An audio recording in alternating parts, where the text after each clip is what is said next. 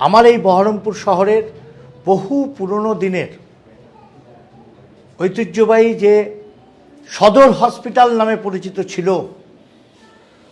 কল্পনা house পার হয়ে গিয়ে সদর হসপিটাল একদিকে মাতৃসদন, এই সদর হসপিটাল আজ প্রায় 20 থেকে 25 বছর আগে বন্ধ হয়ে গিয়েছে, যার জন্য আমার এই শহরের মানুষের বহু আক্ষেপ ছিল, বহু হতাশা ছিল।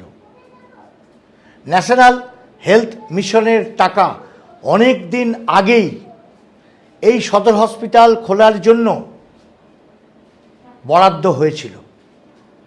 বিগত তৃণমূলের সরকার এই কাজ হতে দেয়নি। আমাদের এই সরকার আসার পর মাননীয় মুখ্যমন্ত্রীর, স্বাস্থ্যমন্ত্রী সকলের প্রচেষ্টায় আমাদের বহরমপুর শহরের সিওমএইচ সন্দীপ সান্যাল, আমাদের পিডব্লিউডির আধিকারিক বুলবুল ইসলাম এবং পশ্চিমবঙ্গ রাজ্য সরকারের পিডব্লিউডির সর্বোচ্চ আধিকারিকদের প্রচেষ্টায় আমি এই মুহূর্তে রাজ্য সরকারের প্রদত্ত কপি পেলাম, যা সদর হসপিটাল খোলার অনুমতি দেওয়া হয়েছে। মুখ্যমন্ত্রী আসার ঠিক আগের মুহূর্তে একটা সুসংবাদ আপনাদের মাধ্যমে গোটা মুর্শিদাবাদ জেলা সমেত বহরমপুর শহরের মানুষকে জানাতে চাইছি।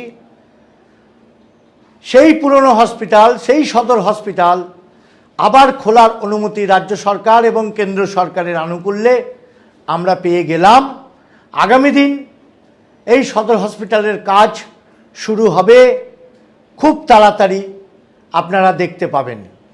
আমার এই শহরের মানুষ তথা গঙ্গার ওপারের নবগ্রাম বিধানসভার প্রচুর সংখ্যক মানুষ এবং আশেপাশেরও গ্রামীণ এলাকার মানুষের সুবিধা আরও হবে, যে সুবিধা করে দিল এই রাজ্য সরকার। তার জন্য এই রাজ্য সরকারকে আমার তরফ থেকে এবং বহরমপুরবাসীর তরফ থেকে অসংখ্য ধন্যবাদ, প্রণাম জানাই মাননীয় শুভেন্দু অধিকারীকে।